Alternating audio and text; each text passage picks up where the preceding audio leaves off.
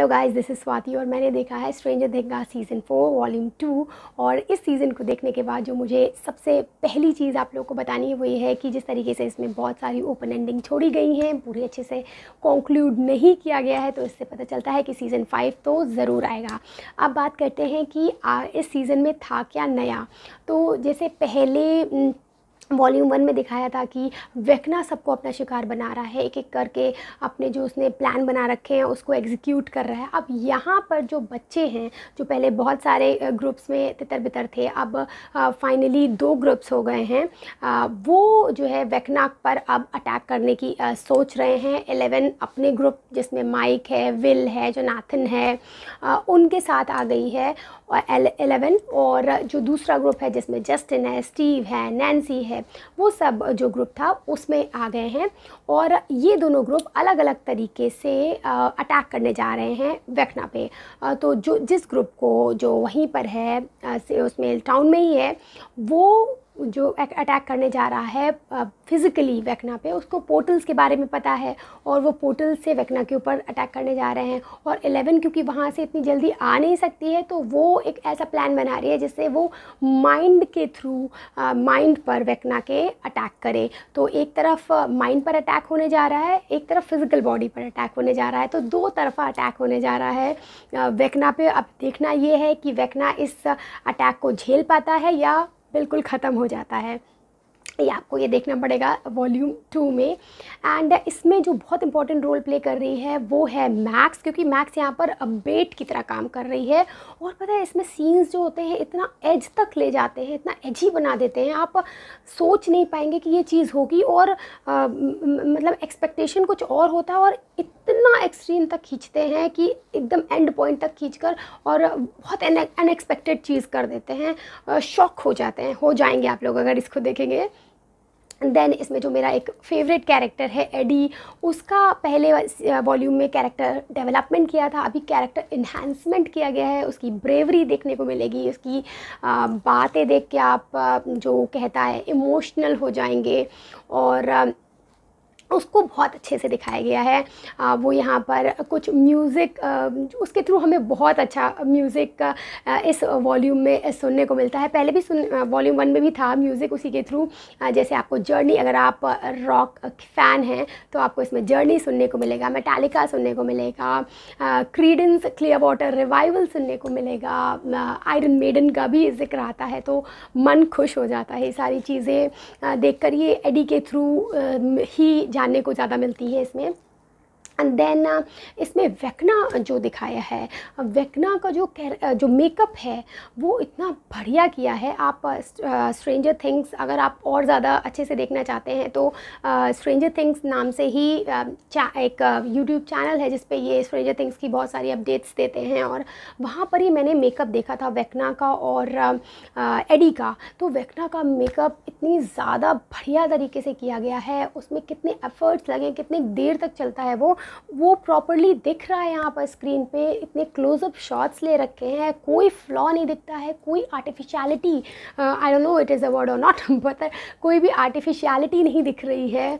और बहुत ही ज़्यादा बढ़िया लग रहा है उसके एक्सप्रेशन, उसकी आईज़ बहुत ज़्यादा इंट्रीगिंग लग रही हैं। तो वेक्ना को बहुत अच्छे से दिखाया है। साथ ही साथ इसमें वो जो डेमिगॉगन्स थे, डॉग्स टाइप के कैरेक्टर्स भी आते थे, वो भी यहाँ पर दिखाए गए हैं। और ये वहाँ पर दिखाए गए हैं रशिया में, जहाँ पर ओवन जो वो एंगल है चल रहा है जो रशिया में जेल में चल रहा था, वो वाला एंगल में वो डॉग्स वगैरह दिखाएंगे। तो जो पुरानी चीज़ है उसकी फिर से थोड़ी सी याद आ जाती है, मेमोरी आपकी रिफ़्रेश हो जाएगी वो देखकर।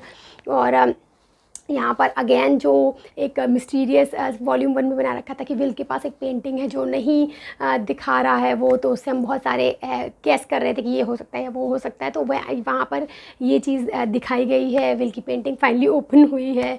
विल ने बहुत अच्छे से माइक को इसमें समझाया है। विल और उसके ब्रदर जोनाथन में भी बहुत अच्छी बॉन्डिंग हुई है, बहुत अच्छा लगता है देखने में। और फाइनली लव को इसमें सेंटर थीम रखी गई है। लव जो लोगों में थोड़े बहुत कन्फ्यूजन थी, नॉट्स थी रिलेशनशिप में, वो खुलती हैं। पहले वॉल्यूम में भी खुली थी, इसमें भी काफ़ी नॉट्स खुलती हैं, जिसके थ्रू ही फिर से जो एक नया जोश 11 को मिलता है, उसके और माइक की चीज़ें सॉर्ट आउट होती हैं, बहुत ज़्यादा क्लियर होती हैं, इनफैक्ट नेक्स्ट लेवल पे चली जा रही हैं। और एक सीन आता है उन दोनों का, एक डायलॉग आता है, वो बहुत ज़्यादा स्वीट है। तो ये सारी चीज़ें इसमें आपको देखने को मिली। इतनी देर तक इतनी बड़ी सीरीज़ में आपने शायद इतने सारे बच्चों को एक साथ इतनी अच्छी एक्टिंग करते देखा होगा। I mean all the people, all the बच्चा, children in the movie, kids in the movie इतनी बढ़िया एक्टिंग कर रहे थे। एक बच्चा भी, कोई भी फ्लॉड नहीं लग रहा था, कोई भी फ्लॉ था ही नहीं एक्टिंग में। फ्लॉलेस एक्टिंग, बेहतरीन एक्टिंग। और बहुत सारे थोड़े ओपन एंडिंग, जैसे मैंने आपको स्टार्टिंग बनाया है, छोड़ रखा है, जिसकी वजह से ये सीज़न 5 तो मुझे लग रहा है ज़रूर आएगा। तो वो कुछ ओपन एंडिंग हैं, जैसे कि इसमें अभी विल, जोनाथन और नैन्सी का जो एंगल है, क्लियर नहीं हो रहा है कि वो किसके साथ विल नहीं, स्टीव, क्लियर नहीं हो रहा है कि वो किसके साथ जाएगी, अभी वो चीज़ नहीं है। जो विल है उसको अभी वेक्ना की जो है फीलिंग सेंस हो रही है, और उसका एंगल अभी नहीं दिखाया है। वो कुछ एक रिवील करना चाहता है, उस सीक्रेट को रखा हुआ है, नहीं बता रहे हैं क्या चीज़ है, वो उसके चारों तरफ मिस्ट्री क्रिएट कर रहे हैं। और एक और चीज़ है, जब अपसाइड डाउन है वहाँ पर एक चीज़ पता चलती है कि मे बी जो माइंड फ्लेयर है वो बॉस है, वो सारी पुलिंग द स्ट्रिंग कर रहा है, या फिर जो वेक्ना है वो कर रहा था। तो ये कन्फ्यूजन अभी बना के रखा हुआ है, और ये शायद सीज़न 5 में दिखाएं। और जो एपोक्लिप्स होनी है वो हुई है या नहीं हुई है, एग्जैक्टली क्या हुआ है, एंड बहुत ज़्यादा ब्लर रखा है, लेकिन बहुत अच्छा लगा है मुझे, बहुत इंटरेस्टिंग लगा है एंड ब्लर होने के बाद भी।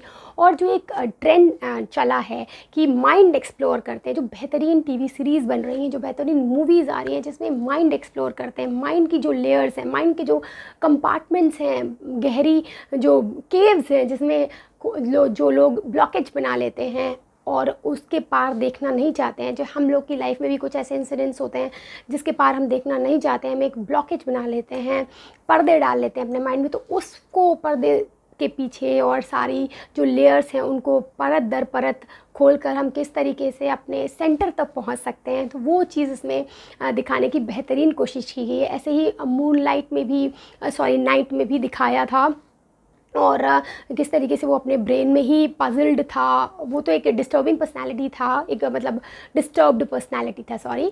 लेकिन ये बच्चे जो यहाँ पर जो मैक्स है, ये भी एक तरीके से डिस्टर्ब्ड ही कहेंगे, जो बिली के साथ हुआ था। तो वो उस चीज़ के थ्रू वो निकल रही है, किस तरीके से माइंड में सारी चीज़ें हो रही हैं। और अभी अगर हमने अपनी इंडियन फ़िलॉसफ़ी नहीं पढ़ी है, जिसमें योग वाशिष्ठ है या योग सूत्र हैं जो पतंजलि जी के, या अभिनव गुप्त जी की जो तंत्र लोक है वो, और मांडू की कारिका है वो, अगर हम सब बहुत ज़्यादा परिचित नहीं है उससे, तो हमें ये बहुत नया लगेगा, बहुत अमेजिंग लगेगा, ऐसा लगेगा आउट ऑफ द वर्ल्ड का कंसेप्ट है। बट ये सारी चीज़ें हमारे इंडियन फ़िलॉसफ़ी में हैं। यहाँ इसका कंसेप्ट है जो विभूतिपाद है हमारा योग सूत्र का पतंजलि का, वो तो इसी पे बेस्ड है। तो वो सबकी झलक इसमें बहुत अच्छे से देखने को मिलती है। मुझे बहुत इंटरेस्टिंग लगा है ये सीज़न। बहुत ही जो चीज़ें बनाई गई हैं थोड़ी स्लो हैं, क्योंकि बहुत ज़्यादा टाइम लेके बनाया है, लेकिन मुझे अच्छा लगता है इस तरीके का। स्लो है, इंस्पायरिंग है, एपिक है। एपिक अगर कहा जाए तो एपिक इन्होंने टीवी सीरीज़ बनाई है। So that's it from my side. मुझे बहुत अच्छा लगा है। Bye bye.